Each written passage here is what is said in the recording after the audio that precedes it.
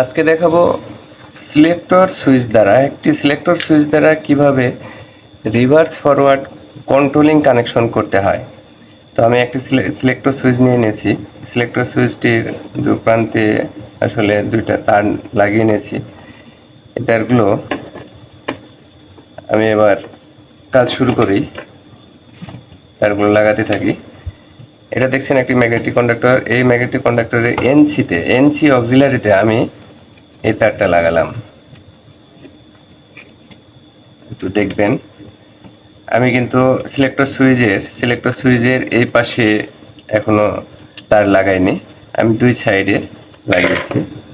এটা একটি on of on selector switch.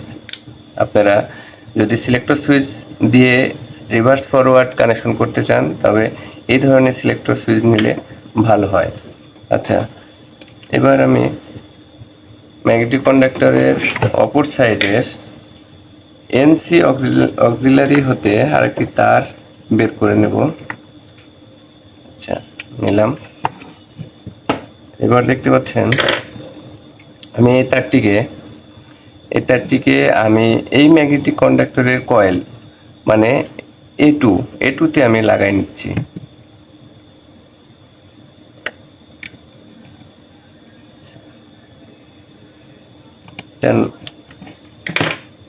লাগিয়ে নিলাম।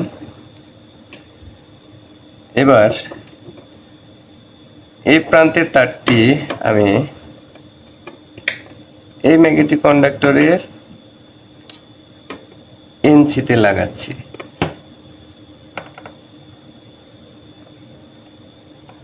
যদিও বা এই কাজটি একটু ইজি, যারা জানেন। তারপরে অপর তার আমি এটারই এনসি পয়েন্ট থেকে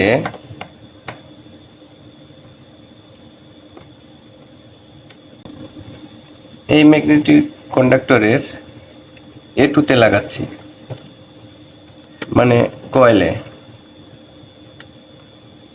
আচ্ছা, এই দেখুন আমার মোটামুটি কাজ কিন্তু শেষ। এখন পাওয়ারটা দিলেই হবে। এটা খুবই সিম্পল।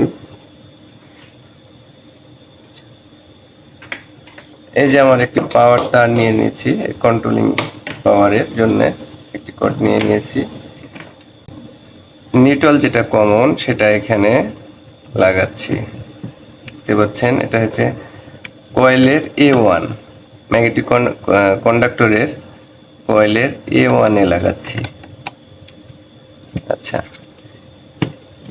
এই তারটি আমি এখানে এটার A1-এ লাগালাম। এটা হচ্ছে নিউট্রাল। আচ্ছা,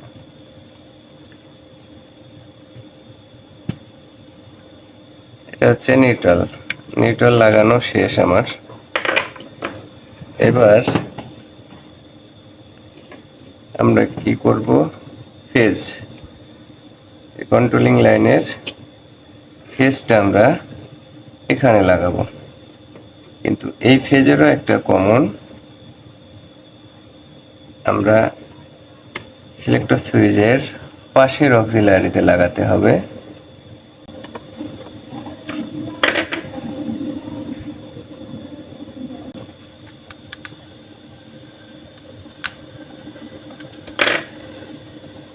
আমার কিন্তু কানেকশন শেষ।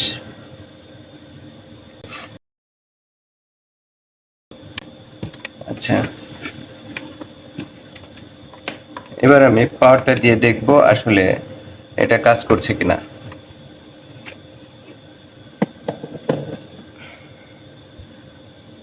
পাওয়ার দিলাম, দেখি ম্যাগনেটিক কন্ডাক্টে ধরে কিনা। এই যে ধরছে। আচ্ছা, এটা যখন আমি অফ করব, দেখতে পাচ্ছেন এই যে যখন অফ করলাম তখন এটা অফ হয়ে গেল। আবার যদি আমি এই পাশে দিই, এই পাশেরটা দিই, তাহলে এই পাশেরটা ধরলো। এই দেখুন, অফ করলে অফ, আবার এই পাশে দিলে এই পাশেরটা ধরবে। এভাবেই আসলে একটি সিলেক্টর সুইচ দ্বারা রিভার্স ফরওয়ার্ড কন্ট্রোলিং কানেকশন করতে হয়।